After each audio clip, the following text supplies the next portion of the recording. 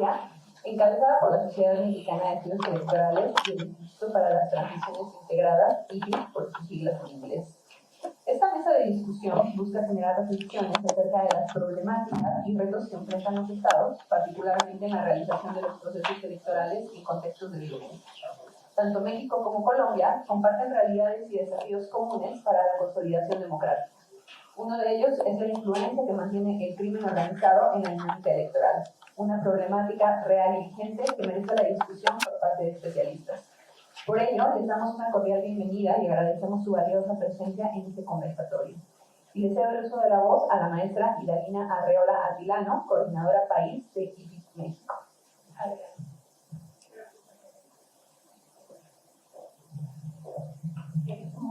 Gracias, Daniela. Para nosotros es un honor poder estar aquí.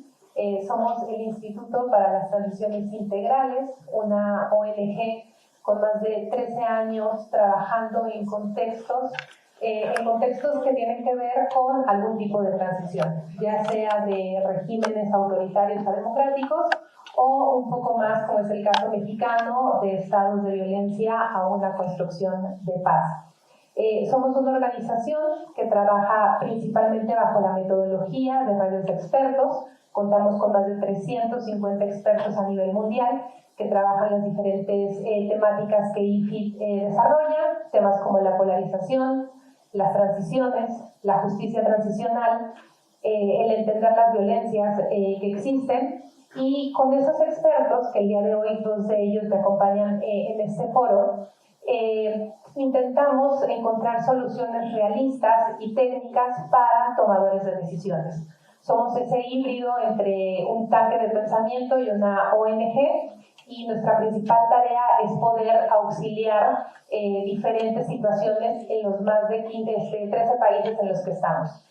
México es uno de ellos, Colombia es otro, Venezuela de este lado del Atlántico, de este lado del continente, y del otro lado del Atlántico estamos en países como Nigeria, Zimbabue, Siria, Libia, Uzbekistán, Sudán, y bueno, todos ellos están atravesando algún tipo de transición y justamente, y agradezco a la presidenta de la SOME el habernos dado esta oportunidad de poderlo presentar aquí. Nos hemos dado cuenta que el tema de las transiciones, o una de las nuevas transiciones, muchas veces tiene que ver con los procesos electorales. Y justamente, y hace rato lo platicábamos un poco, cómo estas nuevas dinámicas están llegando a incidir por el tipo de contextos en los que nos estamos enfrentando. Entonces, la gobernanza criminal está siendo un eje importante para poder definir quiénes son los nuevos gobernantes en las entidades en las que estamos viendo, y de cara al proceso electoral que está en Colombia a celebrarse el próximo año, pues decidimos hacer este tipo de mesa, poder un poco hablar de manera comparada entre México y Colombia, y sobre todo poder analizar estas configuraciones, estas motivaciones de los grupos criminales en ambos países. Creemos un poco que esto nos ayudaría a generar un marco analítico que permita atender dinámicas comunes y diferencias de la violencia política. Entonces, la idea principal de esta mesa, y agradezco mucho a las personas que nos acompañan el día de hoy, es encontrar esas oportunidades de respuesta institucional y resiliencia ciudadana en escenarios de bajas garantías electorales. Entonces, yo les voy a ceder la palabra a mis colegas, un poco para poder empezar a hablar tanto de México como Colombia, y si me lo permiten, lanzar dos preguntas que abran la conversación y con ello podamos arrancar este momento. Entonces, la primera sería: ¿qué características definen la violencia político-criminal en Colombia y México, y cómo varían según el tipo de actores y principalmente sus motivaciones? La segunda podría ser: ¿qué patrones de ataques contra actores políticos se observan en los procesos electorales recientes? Entonces, en primer lugar, le cedería la voz a Amalia Pulido, que bueno, todos ya la conocen, presidenta del Instituto Electoral del Estado de México, y también es miembro del Grupo de Apoyo para la Construcción de Paz en México de IFIT. Entonces, Amalia. Muchas gracias, Ida. Muy buenas tardes a todas y a todos. Pues la verdad es que es un gusto estar aquí con ustedes. Agradezco mucho a la SOME por la invitación y por supuesto a IFIT pues por esta oportunidad para venir a conversar con ustedes. Traigo hoy una presentación, si me hacen favor de proyectarla. Entonces, bueno, pues el propósito del día de hoy es hablar sobre estos conceptos de violencia criminal. También hablaré un poquito de los esquemas de gobernanza criminal y cómo es que se relacionan estas dos ideas y estas dos prácticas. Y bueno, también cómo desde la gobernanza electoral hay algunas estrategias que han sido bastante útiles desde lo local y también pues en lo federal para irnos previniendo sobre este fenómeno que sin duda pues no es exclusivo de México ni de Colombia, está ocurriendo en muchas otras partes del mundo, pero bueno, pues los casos prácticos que tenemos en la región sin duda pues nos han dado muchas enseñanzas. Entonces un poquito el mapa de contenidos que preparé para esta charla, pues primero hablar de violencia político-criminal y su diferencia, porque creo que hemos confundido los conceptos de violencia política con la violencia criminal con fines políticos, ¿no? Porque son dos cosas distintas y que tenemos que empezar también a hacer esta diferencia cuando hablamos en estos espacios. Como lo mencionaba, pues estos patrones de violencia en elecciones, hablar específicamente del caso mexicano. Me da mucho gusto pues que esté aquí también el consejero del Instituto Nacional Electoral, porque seguro también nos compartirá muchos datos y muchas reflexiones, y por supuesto los colegas de Colombia. Entonces no entrará el caso colombiano, porque seguramente ustedes lo harán. Y bueno, también traigo ahí algunas reflexiones sobre cómo esta violencia genera desconfianza, por supuesto, en las y los ciudadanos. Algunas estrategias que tenemos para mitigar la violencia política en ciclos electorales, ahorita veremos, pero pues hay una tendencia al alza en este tipo de ataques, de eventos de violencia político-criminal cuando se acercan los ciclos electorales, específicamente en distintos momentos de este ciclo electoral. Y bueno, como última pregunta, ¿hacia dónde ir? Entonces, la siguiente, por favor. Perfecto. Bueno, como les decía, creo que lo primero que tenemos que hacer es diferenciar la violencia política de la violencia criminal con fines políticos. ¿Qué es la violencia política? Pues ya la literatura nos ha dicho, pues es esta violencia que puede ser ejercida por el Estado o por actores violentos no estatales, para ponerlos en una categoría mucho más global. ¿Quiénes son los actores violentos no estatales? Pueden ser grupos criminales, pueden ser grupos terroristas, pueden ser guerrillas, ¿no? Son estos grupos que no pertenecen al Estado, pero que utilizan la violencia política para ciertos fines. ¿Cuál es el principal fin de ejercer esta violencia política? Pues mantenerse en el poder, porque podríamos mencionar que es uno de los primeros objetivos. Pero ¿qué es lo que hemos visto recientemente en nuestros países? Pues establecer esquemas de protección e implementar esquemas de gobernanza criminal, ¿no? Entonces, pues la violencia criminal con fines políticos tiene como objetivos principales, yo diría, estas dos cosas: mantener estos esquemas de protección, que Snyder le llama los famosos racket protection, y bueno, los esquemas de gobernanza criminal, que también han sido ampliamente estudiados. Ahí Lessing tiene varios estudios sobre cómo definimos la gobernanza criminal. El INE tiene un cuadernillo sensacional escrito por Sandra Ley, en donde también van explicando pues qué es la gobernanza criminal y qué estamos viendo en las diferentes dimensiones. Y bueno, pues otro objetivo para utilizar este tipo de violencia es la protección informal. Las organizaciones criminales principalmente necesitan estos esquemas de protección informales para poder operar y para mantener sus monopolios, que cada vez son menos monopolios, y también vemos disputas entre las propias organizaciones criminales, pero pues esto lo van a hacer en parte con la violencia criminal con fines políticos. La literatura ha identificado dos formas en las que las organizaciones criminales pueden afectar a la política. Una es la confrontación, que es justamente de la que vamos a hablar el día de hoy, que se traduce en violencia criminal con fines políticos, y la captura. No vamos a hablar de este fenómeno el día de hoy, ojalá después tengamos un espacio en otro momento, porque es todo un fenómeno que hemos estado platicando estos días, que es justamente cómo las organizaciones criminales también capturan candidaturas para conseguir estos esquemas de protección e implementar esquemas de gobernanza criminal. Entonces, bueno, pues ¿qué es lo que vemos en violencia hay dos tipos de violencia, la violencia indirecta. ¿Cómo afecta la violencia indirecta? Principalmente a la ciudadanía en su decisión de participar o no participar, votar o no votar por alguien, ¿no? Y modificar estas preferencias electorales. Y la violencia directa, que es en donde haré el énfasis el día de hoy, que son justamente pues todos estos eventos, ataques, amenazas, pues levantamientos, todo esto que hemos visto en contextos no electorales, pero que se agravan en contextos electorales y que justamente persiguen el fin de incidir en la política y manipularla, ¿no? Ir logrando que ciertas personas lleguen al poder o que no lleguen al poder. Entonces, ¿cuáles son los efectos de esta violencia política criminal sobre procesos electorales? Pues dificulta y debilita el reclutamiento de funcionarios de casilla. Estos son solamente enunciativos, por supuesto que puede haber muchos más efectos, pero bueno, yo traigo estos para comentar con ustedes. Otro efecto, pues, se amenaza a candidatas, personas, funcionarias y votantes, y por supuesto influye en niveles de participación y también en los resultados electorales. Se restringe la expresión electoral con total libertad y seguridad, y esto también la literatura lo ha comprobado, sobre todo si las personas fueron víctimas de violencia o alguna persona candidata fue asesinada en sus municipios. Esto tiene un impacto en la participación política. También reconfigura el financiamiento recibido por políticos y en campañas electorales, y pues mitiga la confianza en las instituciones y en el apoyo democrático. Como les digo, estos son algunos de los efectos que podemos identificar.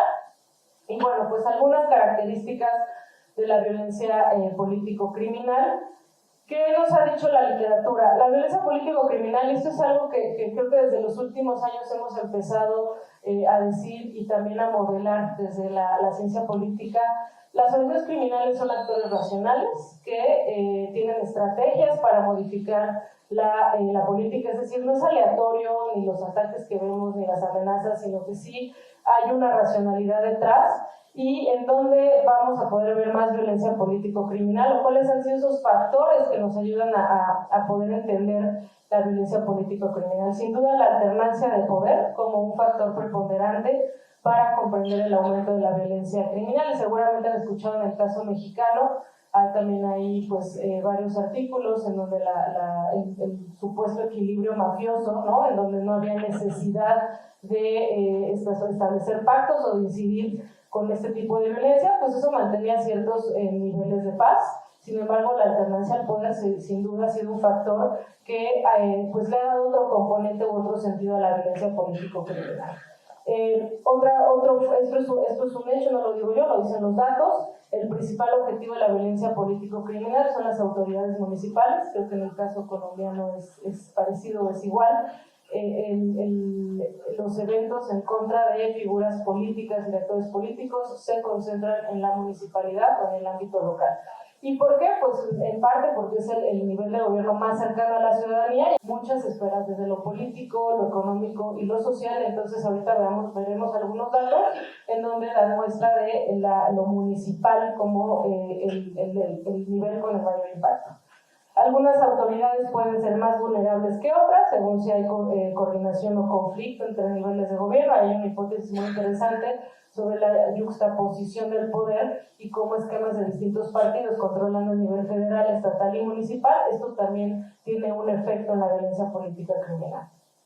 Bueno, el partido que llega al poder importa poco como catalizador de violencia y no existe un patrón específico que permita identificar a qué partido pertenecían las víctimas. Esto es bien interesante porque podríamos pensar que se concentran solo en el partido que tiene más éxito electoral, pero no necesariamente. Ahorita también veríamos una distribución de las víctimas. Si bien sí puede ser que haya un mayor número en cierto partido que otro, no se concentra, digamos, arriba de un 50 o 60% para una sola fuerza política. Y esto también se debe pues, a la competencia política y a la propia apertura de los sistemas que hemos tenido a nivel municipal.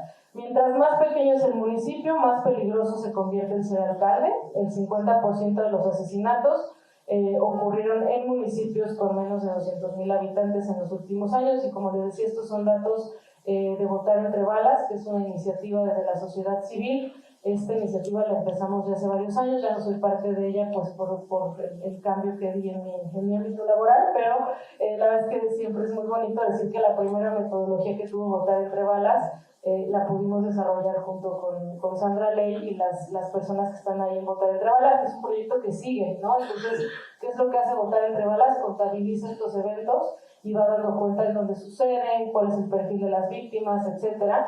Y bueno, también las organizaciones criminales tienden a atacar y amenazar a políticos o políticas que están desprotegidos a raíz de la polarización política. Es decir, cuando el Estado está ausente y no existen mecanismos de protección, por ejemplo, pues Colombia tiene esta Unidad Nacional de Protección, creo que es una estrategia bastante efectiva. Entonces, cuando no existen estos esquemas, es mucho más fácil vulnerar la vida de las personas que se dedican a esto. Entonces, ¿qué es lo que vemos en el caso mexicano? Una tendencia creciente de la violencia político-criminal. Estos son datos del 2018 al 2024.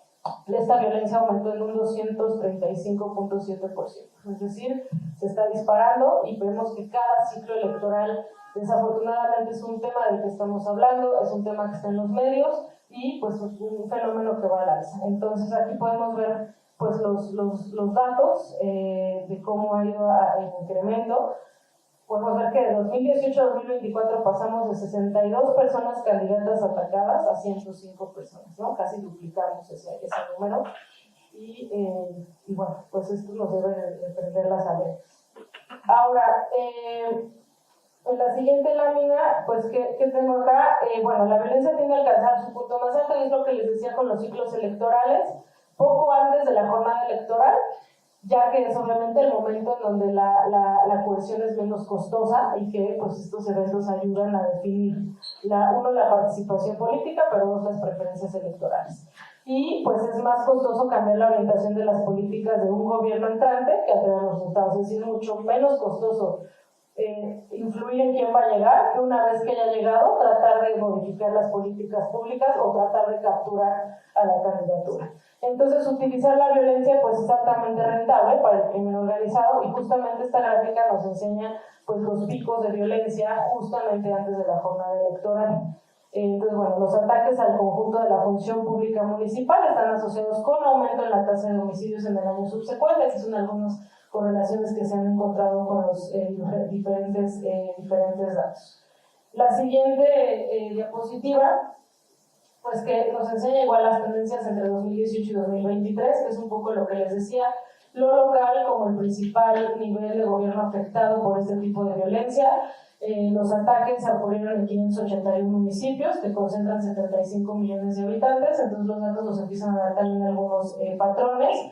Los municipios con más ataques contra actores políticos exhiben menores niveles de participación electoral en promedio. Por cada persona funcionaria atacada, el porcentaje de participación se reduce en 3%, mientras que por cada persona candidata atacada la reducción es de 1.3%. El 60% de la población mexicana vive en un territorio donde el crimen organizado busca incidir en la esfera política, y en promedio cada mes fueron atacadas 11 personas en la esfera política. 6 de los 10 estados con más violencia también están entre los 10 estados más afectados por violencia criminal. Entonces, sí hay algunos datos que nos podrían ayudar a identificar y a prevenir y a diseñar estrategias, que creo que vamos en ese camino, pero todavía nos falta mucho para prevenir este tipo de violencia cuando hay ciclos electorales, ¿no? Entonces, bueno, comparado con el 2018, el 2021 fue el año donde hubo un mayor porcentaje de funcionarios sustituidos por alguien de la fila. Y una de las hipótesis detrás de esto es pues por la violencia político-criminal. La gente, si estás viviendo esa violencia cercana a tu esfera, pues no quieres ni siquiera ser funcionario o funcionario de castillo, ¿no? Entonces, pues aquí hay algunas ideas. Bueno, lo que les decía respecto de los partidos, no es cierto que se concentran solamente en un partido político. Entre 2018 y 2023, todos los partidos en el caso mexicano registraron algún tipo de agresión. Morena en un 25%, el PRI en un 19%, Movimiento Ciudadano 7%, PRD 12%, y bueno, así podemos ir viendo en la gráfica cómo se comportó este fenómeno. Otra vez, el nivel municipal como el mayor afectado. Esta tabla es de Ontario entre balas, que es la distribución de víctimas de violencia político-criminal por tipo de actor y sexo, un poco para entender, porque también hay muchas preguntas de cómo se diferencia esta violencia en contra de mujeres y hombres. Entonces creo que ahí también tenemos que empezar a hacernos este tipo de preguntas. Por ejemplo, en el caso de los hombres, el 34.3% eran funcionarios de seguridad. En el caso de las mujeres, el 26.7% eran candidatas, ¿no? Entonces, ¿por qué funcionarios de seguridad de los hombres? Bueno, pues sabemos que el tema de la seguridad está masculinizado y ahí también podríamos tener pues este tipo de argumentos, pero pues así es más o menos como se comporta. Luego, distribución de víctimas de violencia político-criminal por tipo de ataque y sexo. Los hombres, en su mayoría, o sea, la mayor forma de violencia en contra de los hombres en el caso mexicano son asesinatos. Mientras que en el caso de las mujeres, la mayor forma de violencia o la que más se repite son las amenazas, ¿no? Entonces es mucho más letal la violencia en contra de los hombres que la violencia en contra de las mujeres. Sin embargo, bueno, no debemos de subestimar ningún tipo de violencia. Por ejemplo, en mujeres el 15.4% fueron asesinadas y a comparación de los hombres, ¿no? En el caso de los hombres son el 23.4% amenazados, en el caso de mujeres, como ya les decía, el 38.5% de amenazas. Y también encontramos algo bien interesante. En el caso de las mujeres, la violencia también se da mucho a amenazar a familiares o familiares o amigos, ¿no? Hay esta forma como de terror hacia las mujeres, con los hijos, con las hermanas, con la pareja. Eso también se ha encontrado en los últimos datos. Y bueno, el último proceso electoral estuvo marcado por más de 300 ataques perpetrados por el crimen organizado contra candidaturas y personas funcionarias públicas para el caso mexicano. El 87% de las personas candidatas atacadas estaban contendiendo por un cargo municipal. Otra vez regresamos al nivel municipal como el más afectado.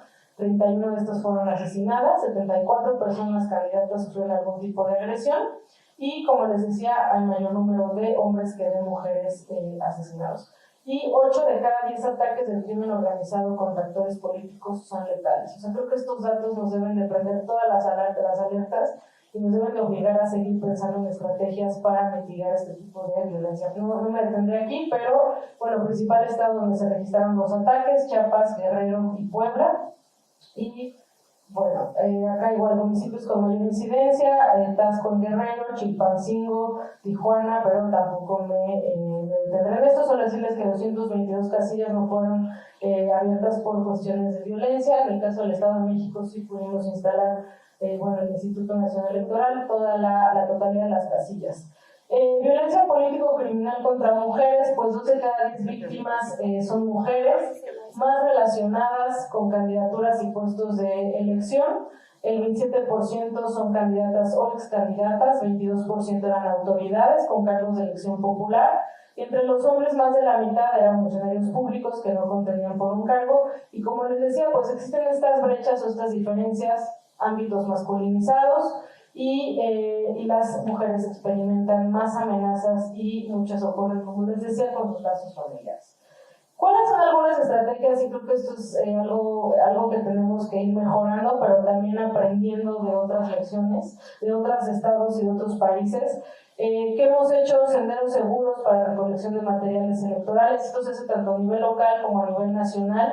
Mapas de riesgo, yo creo que eso siguen siendo una gran brújula cuando estamos en proceso electoral. La coordinación con los gobiernos estatales y federales. No podemos pensar que el problema se va a acabar si no hay una coordinación adecuada y una comunicación con las autoridades de gobierno, ¿no? O sea, que esto no tiene que ver con nuestra autonomía, es algo que tenemos que hacer, porque si no hay esta coordinación, entonces no vamos a poder avanzar ni vamos a poder mitigar estos riesgos. Blindaje de mecanismos de distribución, el IEM o en el caso de los institutos estatales, así como el Instituto Nacional Electoral, participamos en las mesas de seguridad y esto ha servido mucho. A mí personalmente me toca ir cuando estamos en proceso electoral, porque ahí se platican de cosas que nos preocupan y están todos los mandos de la policía, está en mi caso la gobernadora, y se dan instrucciones para ir atacando estos problemas. El PREP, los programas de resultados preliminares, hoy platicamos también del caso colombiano y la importancia que son estos conteos previos o estos conteos que se hacen porque brindan certeza a la ciudadanía y pueden también mitigar la violencia postelectoral o los conflictos postelectorales. Además de que si un paquete fue quemado o se perdió o se lo robaron, pues está el acta digitalizada donde ya tenemos los resultados. Entonces, bueno, para ir cerrando, porque creo que ya me vas a querer contar algunas estrategias de mitigación. Pues como les decía, la coordinación con las diferentes instancias, gobierno federal, gobierno municipal y gobierno estatal. Mecanismos de prevención y protección que tienen que ir más allá de los procesos electorales. Por supuesto que en proceso electoral esto se incrementa, pero es un fenómeno que vivimos todos los días. Visibilización y registros sistemáticos. Yo celebro mucho los esfuerzos de la sociedad civil de llevar este conteo, porque no es solamente una estadística, sino nos va diciendo los patrones y nos va dando elementos para diseñar políticas focalizadas. Análisis exhaustivo de las condiciones locales existentes. Es importantísimo conocer las condiciones, las características de lo local. ¿Por qué? Pues porque así entendemos qué tipo de conflictividad, en dónde se está acentuando. Y esto es una tarea de las autoridades electorales locales, de estar pendientes de estas realidades y de estar con esa sensibilidad política. Impulso a la creación y consolidación de policías comunitarias. Creo que eso también podría empezar a servir, y solicitar también instituciones públicas que compartan experiencias adquiridas en estas estrategias de protección.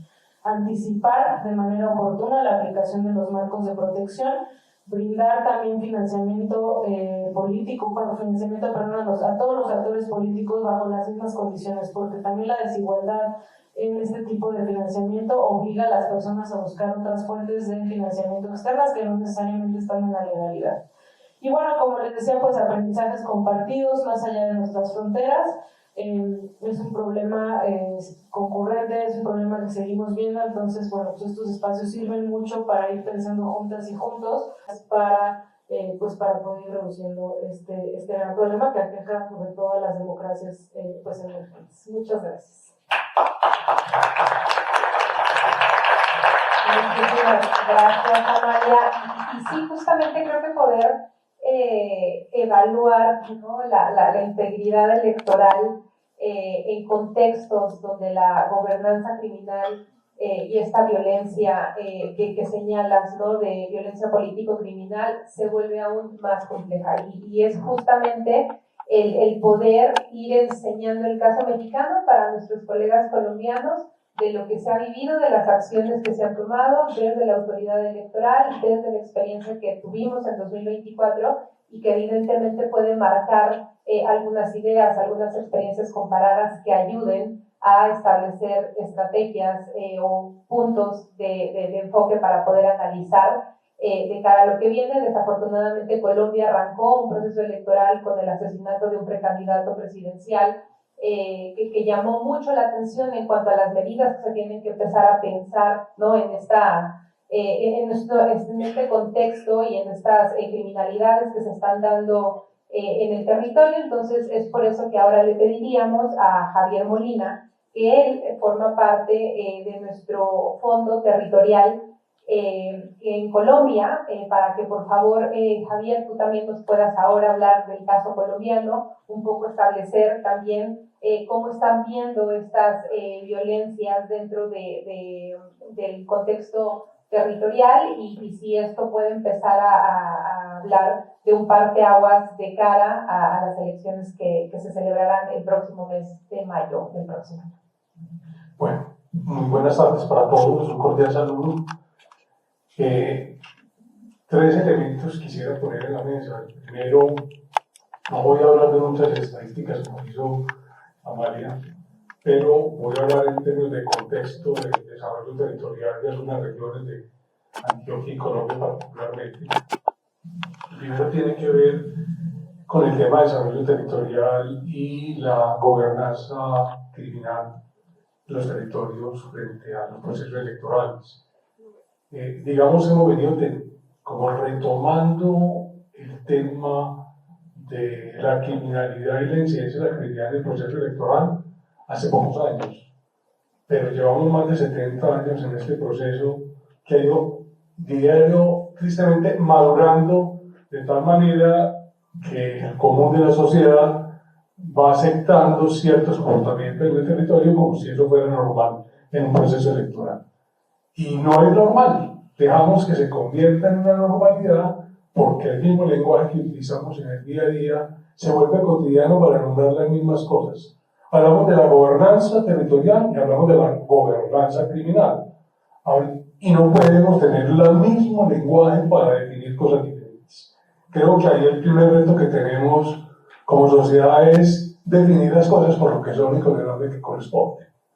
Porque la característica de gobernanza de la criminalidad nos pone en una dimensión de reconocer un control de territorio que es real. ¿Cierto?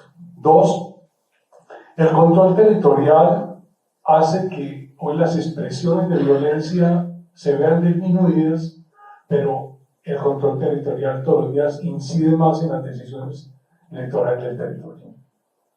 ¿Por qué? Porque los diferentes actores que están allí y que controlan las economías locales, independiente de cuál sea la actividad, porque en última instancia lo que hacen estos recursos es permear la economía legal a través de recursos de la ilegalidad y termina participando en el desarrollo económico del territorio, recursos que no deberían estar participando en esos sectores.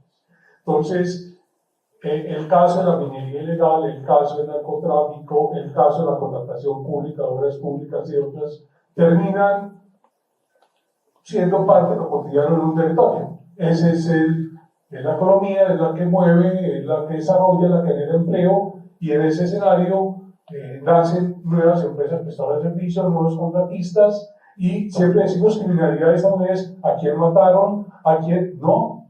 Criminalidad no está solamente ahí. Son acciones poco visibles y poco reconocidas que tienen efectos en el control territorial, en las decisiones del territorio y en las operaciones y transformación del territorio.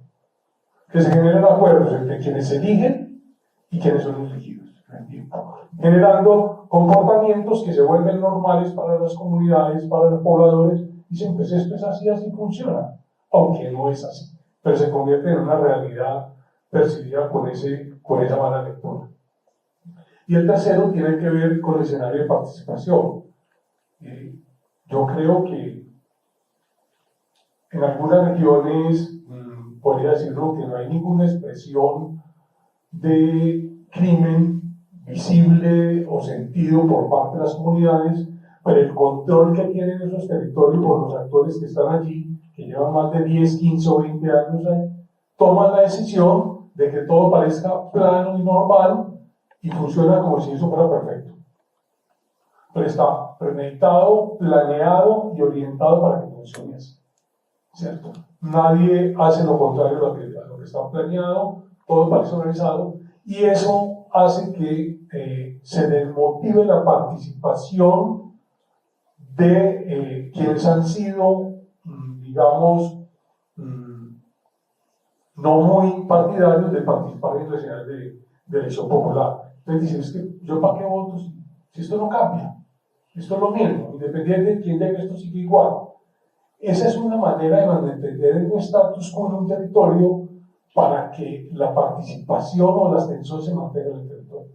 Creo que hay que hacer una tarea grande en términos electorales y de transformación territorial que tiene que ver con cambiar el pensamiento que tienen los pobladores de los territorios en aceptar la realidad de sus territorios como está hoy.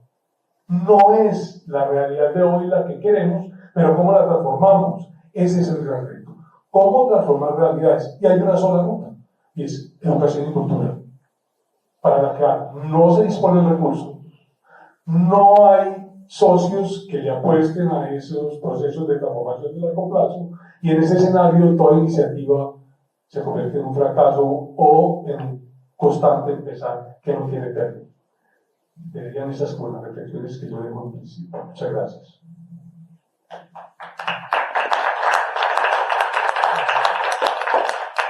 Muchísimas gracias, Javier.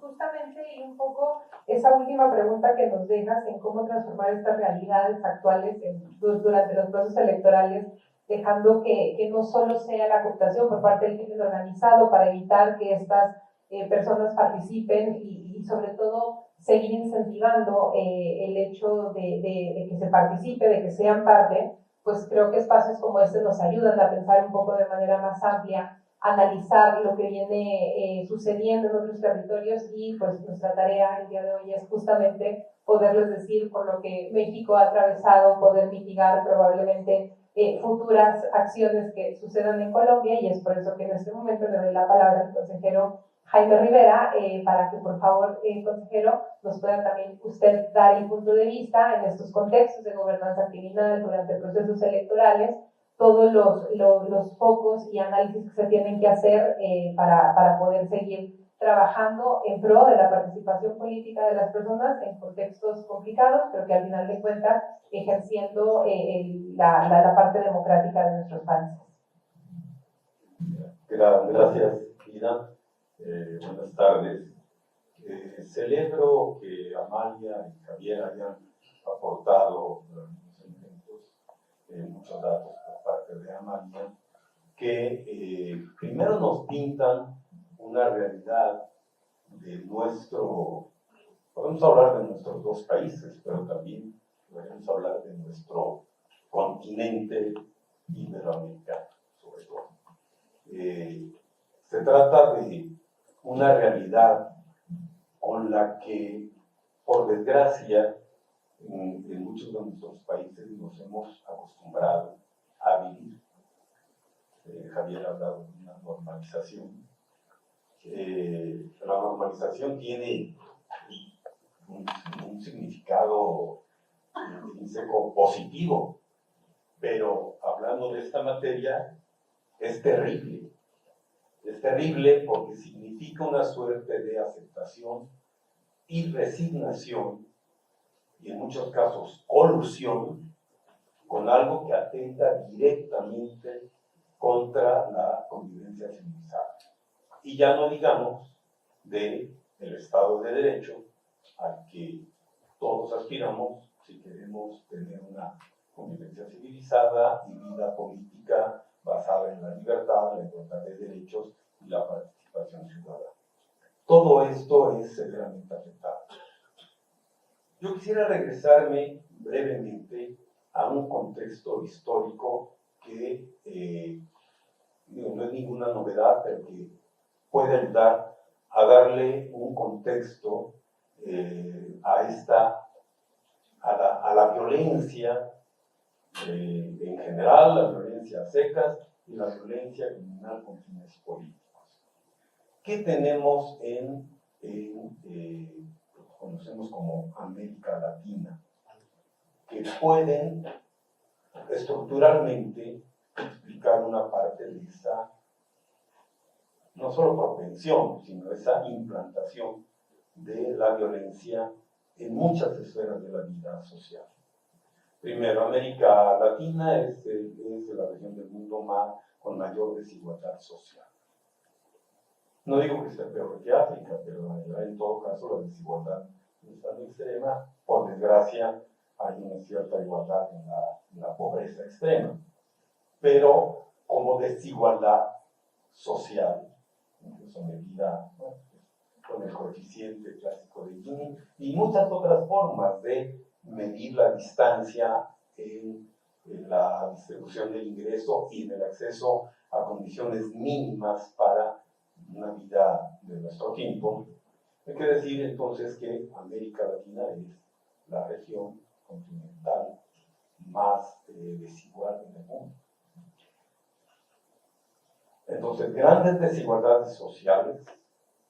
Hay un par de países de América Latina que se salen de este patrón, Uruguay, Costa Rica.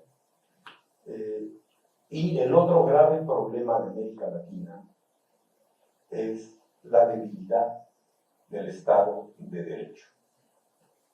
Con desigualdad social histórica, estructural, crónica, desigualdad social muy acentuada, y estados de derecho débiles, la verdad es que la estabilidad política y el funcionamiento de la democracia siempre tienden a estar en el entredicho. Primero, la desigualdad social, sí hay que reconocerla como uno de los factores que pueden propiciar la delincuencia. Digo, propiciar la delincuencia. No se trata de una relación causal directa, sino de un contexto en el que si influyen otras circunstancias determinadas, el delito y la violencia se implantan y se extienden en la sociedad. ¿Qué otras circunstancias pueden hacer de una sociedad muy desigual, una sociedad que viva expuesta a la violencia criminal? Justamente la debilidad del Estado de Derecho. Si entendemos esta debilidad como insuficiente aplicación de la ley crónica, policía poco profesional y viciada en muchos casos, bueno, le llamo viciada para no decir adjetivos más que pueden ser hasta más ofensivos. Poca eficacia del sistema de justicia, por una u otra razón, y esto propicia que la delincuencia se convierta primero en crimen organizado, que no es algo automático, pero sí hay diferencias cualitativas. Digamos, la delincuencia civil, que además todos los países del mundo la tienen, pero es algo muy diferente al crimen organizado, es decir, delincuencia organizada, poderosa, que se sobrepone a la sociedad, a las instituciones del Estado, de alguna forma las captura, las limita, a veces las domina, controla.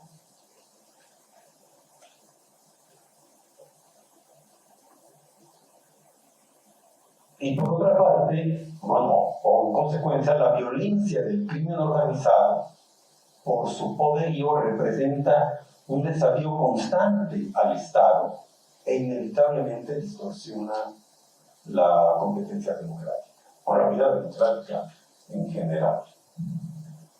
Ahora, Colombia y México, bueno, han sufrido sistemáticamente, aunque en grados variables en distintas épocas, esa conjugación de condiciones que socavan al Estado democrático. Es decir, ambos países han logrado instituir una democracia imperfecta, pero aceptablemente funcional en cuanto a elecciones periódicas, pluralistas, con resultados auténticos. Se han logrado implantar en nuestros dos países libertades públicas y en las últimas décadas división de poderes propiamente republicanos. No todo promete mantenerse así, pero México ha logrado construirlo. Pero y precisamente por la debilidad del Estado de Derecho, las elecciones mexicanas y colombianas han estado por mucho tiempo, insisto, en grados muy variables según las coyunturas y las circunstancias, bajo asedio del crimen organizado, en una magnitud a veces creciente hasta llegar a extenderse en el caso de México, la mayor parte del territorio nacional. Por ejemplo, se ha explicado también, algunas zonas determinadas llegan a convertirse en cotos de la delincuencia. Hablando de México, especialmente en las últimas 2 décadas, las elecciones han estado bajo asedio del crimen organizado, aunque en formas y magnitudes diferentes. Pero esta violencia ha crecido mucho más en los años más recientes. Por ejemplo, aunque la violencia del crimen organizado tuvo un crecimiento acelerado en México a partir de 2007, en años siguientes tuvo ascensos y descensos, oscilaciones, parecía ser que el crimen organizado se implantaba en la sociedad mexicana e iba afectando y a veces capturando a órganos del Estado, sobre todo en el ámbito local, que son gobiernos más débiles, con menos capacidades económicas, técnicas, policiales, por supuesto, una debilidad institucional crónica. Pero, si bien la violencia del crimen organizado se ha implantado en México creció mucho de 2007 a 2010, 2011, del 2012 hasta 2015 hubo un descenso, por lo menos, de la violencia medida en términos de homicidios. En el 16, 17 repuntaron y alcanzó un clímax hacia 2018. Después de esto, la violencia, así como asociada al crimen organizado, estableció una suerte de estabilización y después un ligero descenso. Yo sé que las estadísticas se pueden manejar de muchas formas. Una forma favorita del gobierno mexicano anterior y el actual ha sido que la tendencia de crecimiento del crimen, de los homicidios, por ejemplo, ha tendido a disminuir. ¿Qué significa eso? No precisamente que los homicidios hayan disminuido sensiblemente, sino que la tendencia ascendente que tenía de 2016 hasta 2019, primero se estabilizó y después se ha bajado lentamente. De una manera ya medible, ciertamente. Pero si comparamos la cantidad y la tasa de homicidios de 2021, por ejemplo, con 2007, que fue cuando en México parece haber habido un estallido al alza, bueno, la cantidad de homicidios de 2021 es casi el doble de la que había en 2000, no, más del doble de la que había en 2007. Entonces, bueno, el contexto de crimen organizado extendiéndose por el país y controlando territorios ha sido algo crónico que tiene ya casi 2 décadas y que en los últimos años se acentuó y después se estabilizó en una meseta muy alta. Ahora bien, en este contexto del crimen organizado, uno se pregunta si era posible que no afectara a las elecciones y la vida política. Y la respuesta es, por desgracia, afirmativa. Les daré unos datos que pueden ilustrar cómo, incluso cuando el crimen organizado, por ejemplo, en 2010, estaba desatando una violencia que en México no habíamos vivido en muchos años, sin embargo, la afectación directa a las elecciones había sido mínima. Por ejemplo, en el proceso electoral nacional, si bien muchos de los homicidios y ataques son más bien de carácter local, pero en el contexto de estas elecciones, en 2011-2012 hubo 13 homicidios con actores políticos. Déjenme aclarar que las cifras hay que verlas con cautela, uno porque son diversas fuentes, otro porque no siempre es fácil clasificar un asesinato, por ejemplo, de alguna candidata y que se pueden dar distintas explicaciones. Muchas veces se dice, pues fue una causa no política. De hecho, hay una fuerte tendencia de los gobiernos, y ahí sí, en distintas épocas, pluralmente, de distintas tendencias, a decir, sí, mataron a un candidato, mataron a un funcionario público, pero la motivación no es política o no es necesariamente política, o habrá que investigar y esclarecer si fue política. De tal manera que las cifras que veamos aquí como asociadas o que afectan directamente a las elecciones, Amalia ya nos dio un buen recuento. Hay distintas cifras, pueden variar un poco, porque depende primero de las fuentes y de cómo se clasifica el delito, o incluso cómo algunas desapariciones se convierten en homicidios o no en la cuenta macabra. Por ejemplo, entonces en 2012, 13 asesinatos relacionados, digamos, a actores políticos.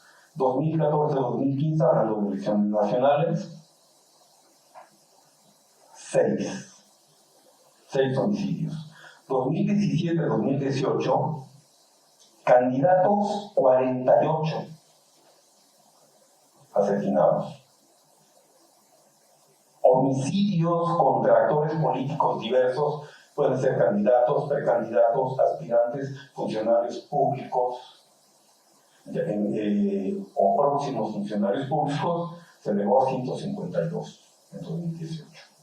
En 2020-2021, candidatos y precandidatos asesinados, 36, otros funcionarios o actores políticos, 66, y entonces tenemos 102 homicidios.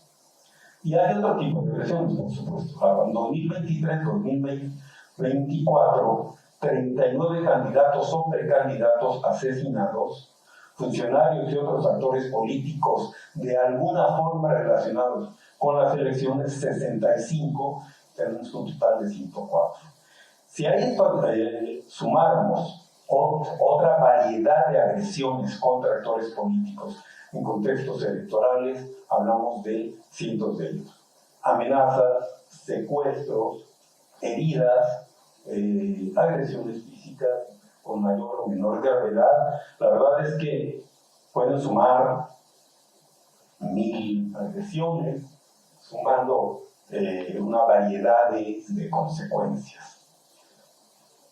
Entonces, lo que tenemos hoy es que el crimen organizado se implantó en México y en los últimos años ha afectado de modo más directo a las elecciones. ¿Sí? No fue automático, en todo caso parece ser que una afectación directa sobre las elecciones de gran magnitud, pues se tardó 12 años para llegar a niveles muy elevados. 10, 11 años, o sea, de 2007 a 2018. Y después parece estabilizarse. Y efectivamente lo más grave puede ser que casi dejó de ser noticia. Por ejemplo, en el periodo que va de 2007 a 2016, la noticia más grave de un asesinato político fue la de un candidato a gobernador del estado, Tamaulipas, que unos cuantos, 3 días antes de las elecciones, fue asesinado. Eso conmocionó al país, y con toda razón. Bueno, ya no ha habido asesinatos de candidatos a gobernadores, pero ha habido decenas de asesinatos de candidatos municipales, algunos locales. También ha habido de alcaldes ya elegidos, por ejemplo en Guerrero, recientemente en Veracruz. Eso no lo tengo todavía en la cuenta, todavía no termina esa cuenta macabra, pero lo que está ocurriendo es, y con esto quiero concluir esta primera fase, el crimen organizado que se implantó en México, que ha afectado elecciones, que llegó a dominar territorios, que incluso, al parecer, en 2021 más que nunca, hubo acciones del crimen organizado directamente dirigidas a afectar las elecciones, los resultados electorales, el control de las elecciones, algunas mesas de votación o representantes de partido que vigilaban o que querían vigilar las elecciones. El crimen organizado implantado en México está también ya implantándose en las elecciones. No quiere decir que domine las elecciones y que sean determinantes del resultado electoral a nivel global. No, eso está muy lejos de la realidad. Pero la presencia, digamos, el hecho de violencia criminal relacionada con la política, con fines políticos, no solo ha crecido en los últimos años, sino se está normalizando. Y entonces sí tenemos que preguntarnos cuál puede ser el presente y el futuro de la democracia mexicana con un cáncer como ese que parece muy lejos de, hasta ahora, de curarse.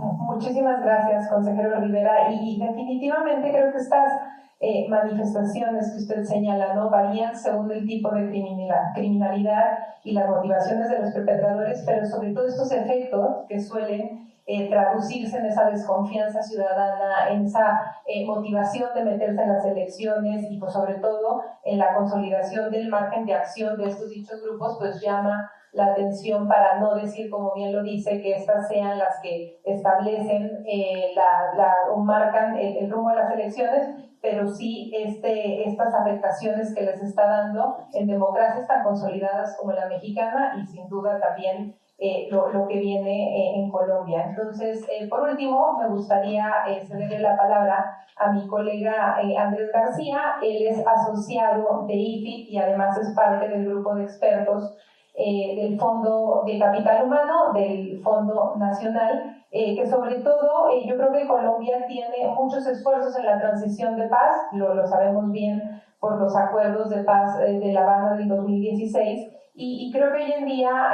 Andrés, Colombia se está enfrentando sobre todo a temas de polarización política, que eso también está afectando lo que viene dentro de las elecciones, el ambiente que se está viviendo, y toda la situación de violencia que se está reflejando en los últimos semanas, insisto, de cara a el próximo mes de mayo. Entonces, Andrés, bienvenido. Gracias.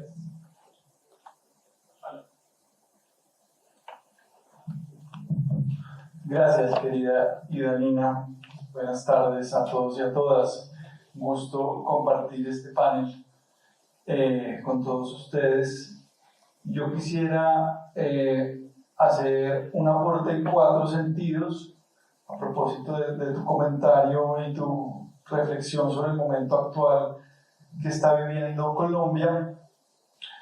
Y yo creo que es importante, en primer lugar, situar el contexto histórico, una perspectiva un poco más de mediano plazo, de dónde veníamos, cuál era como esa agenda de transición.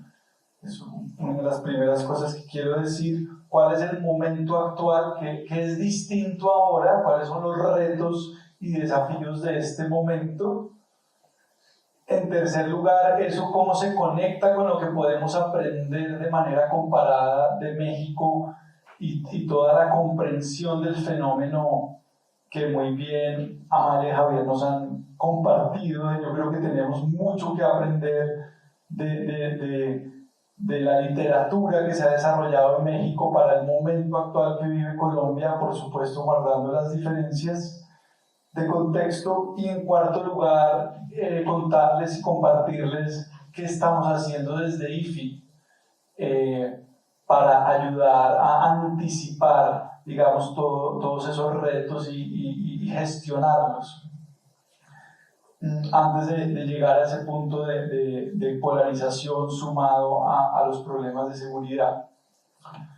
Entonces yo quisiera partir de, digamos, la visión que se tenía en 2016 cuando se suscribió el acuerdo de paz entre el Estado colombiano y las FARC, que fue un acuerdo que contempló un punto de participación política que tenía como objetivo fortalecer el sistema democrático colombiano y que de alguna manera se había concebido como un segundo tiempo después siendo el primer tiempo ese gran acuerdo nacional de la Constitución del 91. Digamos que en términos de perspectiva histórica veníamos de cerrar toda esa década de los 80 en donde hubo tanta violencia y tanta violencia política.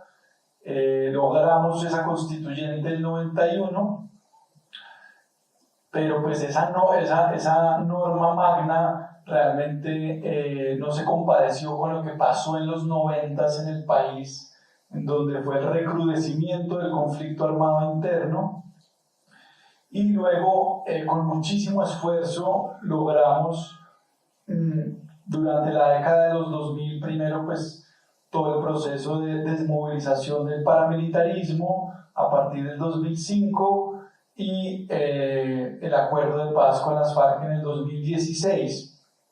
Y que quiero detenerme ahí un segundo porque ahí había una concepción de la transición política que no era solamente el proceso de dejación de armas y de tránsito a la legalidad de las FARC y su transición a convertirse en un partido político como lo es hoy en día, sino que había una concepción más amplia justamente asociada a la proscripción de la violencia como método de acción política para todos los colombianos y transitar a un escenario en el que impere el Estado de Derecho, como decía Javier, que es uno de las grandes ausencias de América Latina, y brindar plenas garantías a quienes participen en política y a todos los ciudadanos para que puedan aumentar su participación. Yo creo que ese propósito sigue siendo una tarea pendiente en Colombia. Y creo que esa es la pregunta que nos estamos haciendo: ¿cómo avanzar en ese escenario en donde la construcción de paz realmente va asociada a esa construcción de esas garantías políticas?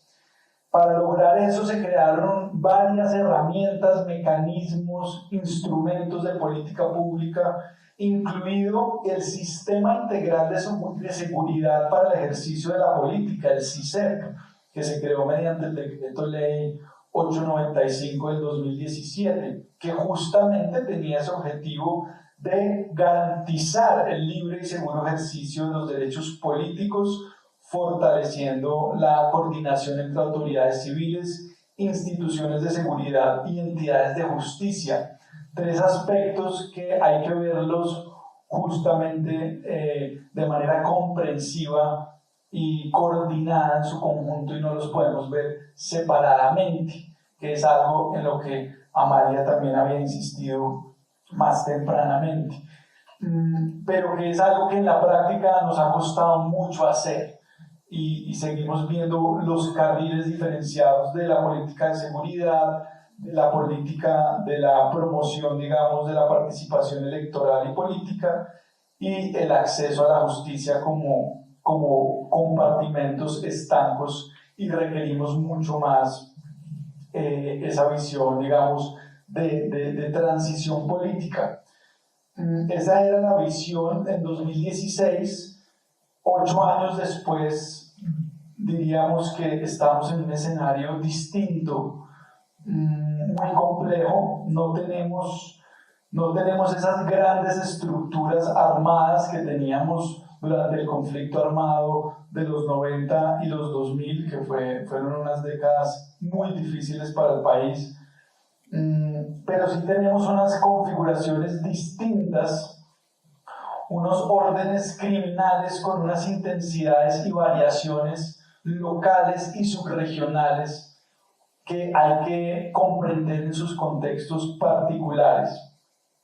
En ese sentido, las características del periodo actual de la violencia en Colombia y de su impacto en el entorno electoral hay que entenderlo de manera específica. Ya no tenemos, digamos, esos proyectos armados nacionales como los tuvimos con las FARC, con las AUC, las Autodefensas Unidas de Colombia, esos aparatos de guerra de carácter nacional con un involucramiento en la política y en las elecciones gigante, enorme.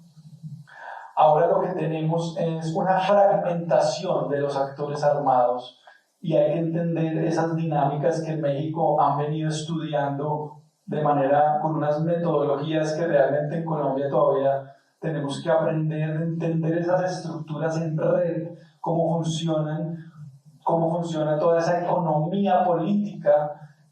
Aquí en Colombia hemos avanzado en esa literatura académica, pero nos falta mucho más hacer ese análisis exhaustivo. La cuarta recomendación de Amalia, ese análisis exhaustivo de las condiciones locales existentes.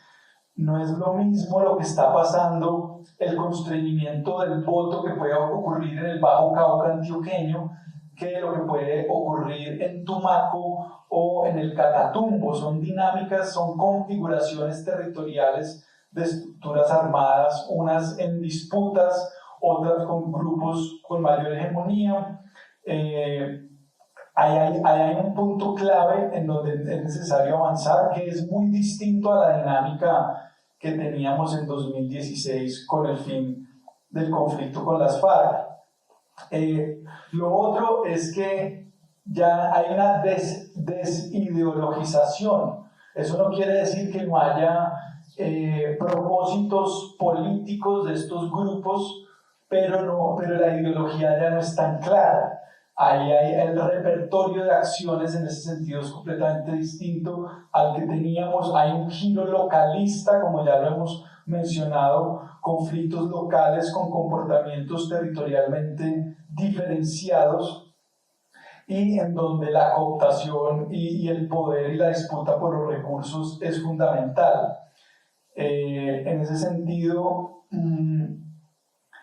hay que entender cuál es el fenómeno y el impacto tanto directo como indirecto en las elecciones y en general de la participación política a partir de esas distintas configuraciones variadas donde podemos tener, digamos, distintos tipos de controles territoriales, unos más consolidados que otros.